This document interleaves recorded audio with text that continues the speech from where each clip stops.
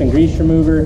Then you do your final wipe down with IPA 90%, 50-50 with water. So the wax and grease remover is going to strip out any wax, silicone, grease, oils, polymers, carrying solvents from the buffing liquids, anything left behind. So we want to get all that off. So get all that off, wax and grease remover, final alcohol wipe, then it's time to coat. Whenever I coat, I usually coat top to bottom. Today we're only going to be coating this side of the truck, so we'll just like work from one end to the other.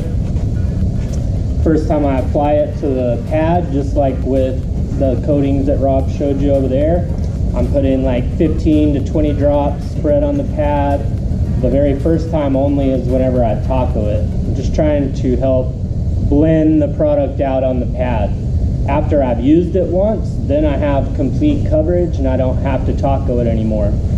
Whenever I'm applying sections in this type of environment, again, cool, 70 degrees, 30% humidity up to 50% humidity, it's pretty easy installation. So you can apply full panels and you'll be okay.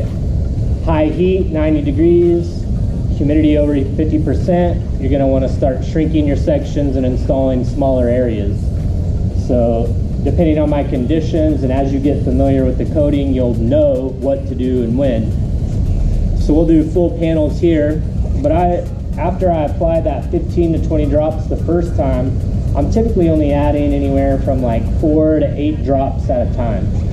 So I know, like, without a doubt, with 8 drops, I can get like that to that. And then if I was doing this bottom section, I might add 3 drops. So whenever you get your drops, it's very inconsistent to actually turn the bottle over upside down. You can't always be sure that you're going to get a drop or a stream or a glob. So what I prefer is to put the microfiber applicator on top of the bottle and I just do a quick left to right shake. And then I can get a consistent, measurable amount of a drop. So I know he showed you, but whenever we turn it over and we have, you know, like that is a glob on the pad. So I'm just trying to get a drop. So that is a drop, you know, like noticeable amount difference. So this glob is equivalent to a bunch of drops. So by just, you know, putting it on top, left to right quick, I even got a big glob there. So I can do it a little quicker. Now I got a smaller glob. So you just want to control the amount of liquid that you use. The more you put on, the more you have to take off. So I'm just trying to get just enough on there to get a thin, even haze over the entire section I'm applying it to. Just enough to know that I got thin haze. You can put it on up and down, left to right. You can do it in triangles if you want. You can do it in swirls, whatever. Swirls or whatever shouldn't matter here, because in theory our truck is 100% clean, nothing on the surface, and so I don't have to worry about any contamination like swirling, putting scratches in, because this is a clean applicator. And what I'm trying to do is spread it out as quickly as possible. So like on the glass, and no fault to any of you guys, but whenever you're just meanderingly taking your time, just not as efficient. So I want to be getting it on and off as quick as possible. So whenever I put it on here, the first thing I do is I want to spread it out in the middle of my section. So if I'm putting it on the door, I want to like make a line, a line, a line, and now I have spread the product out from my pad over this entire area. Versus if I start right here and I start making my tracks, now all my concentration of liquid is right here, and I've got to be able to stretch it all over here. So that's why my first couple swipes, I'm usually just getting my product spread out, and then I go back and blend it in. So I'll spread it out, you know, and I just want to get it blended in there as fast as possible. I usually work it like left to right, up and down. If I see any dry spots, then I'll come back and swirl them in, be good to go. So first wipe is going to be firm pressure. You're always trying to keep your hand as flat as possible. If you have it bunched like this, then you're not really getting good solid contact. Another thing is when you wipe, this is sticky, so you want to have the edges shut whatever direction you're going. Otherwise, if I'm holding it like this, trying to wipe this direction, my towel's going to start folding under on me.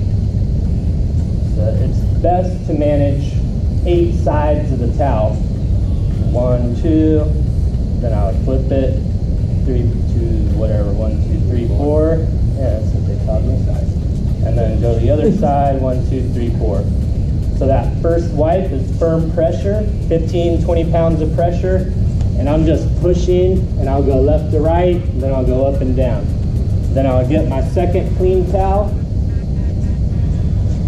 Now, I was saying it's best to manage the sides. A lot of time what I'll do is I'll just keep 3 separate towels. I'll just put them in different places so I know 1, 2, 3. So your first wipe is always picking up the most amount of product, so it's going to get clogged at first. So after I notice it's not really picking up material anymore, then I would throw it in a bucket of water with some cleaner so that I can wash it at the end of the day and reuse it. If I put it in a bucket that has no water in it, then the coating's going to cure in the towel and it's going to not be able to use it anymore. But if you immediately, as soon as it's done, put it in a bucket of water, then you can use them like 3, sometimes 4, but at least 2 or 3 times you can use them. So you can get a lot of life out of these towels. But I would just say, you know, like as I'm wiping, I'll be wiping and I may get fresh side of the towel. Get fresh side of the towel. If it's bunching up on me, you can drive it. So I can hold it with one hand, wipe with my right hand, and I can manage this side of the towel. That way it's not folding on me. So I can manage that towel. At a big truck like this, very physical. So a lot of times I just got my leg out and I'm moving my hips back and forth to make my wipe. Again, you just want to find ways to make it easier for you. You ever drop the towel? Done. Never drop a towel and put it back on paintwork. Not now, not never. So, first wipe, firm pressure, 15 to 20 pounds, left to right, up and down. Now my second wipe is the howdy neighbor, like howdy neighbor. So you're just doing a lot of wiping.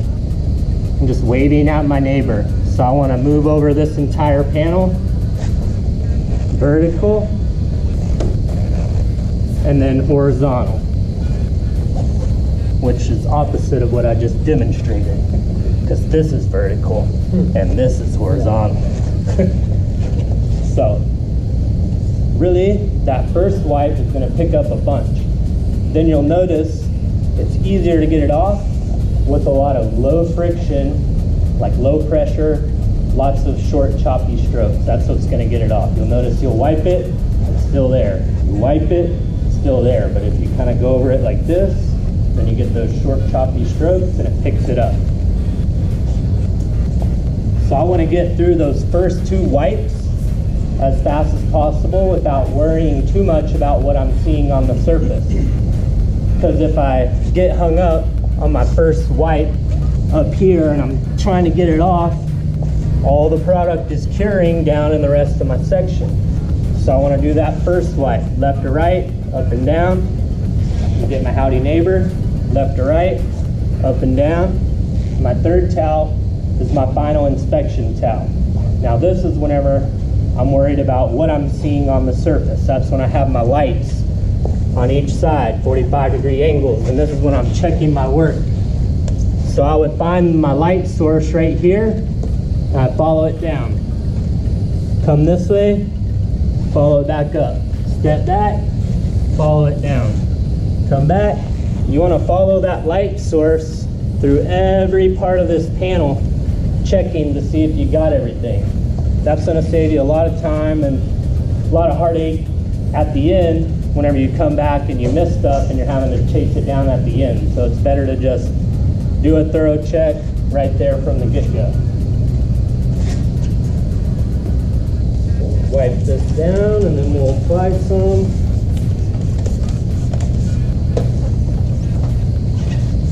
Anytime you're doing the wax and grease remover or the final wipe, you want to give it some dwell time to actually do its job of extracting anything there on the surface.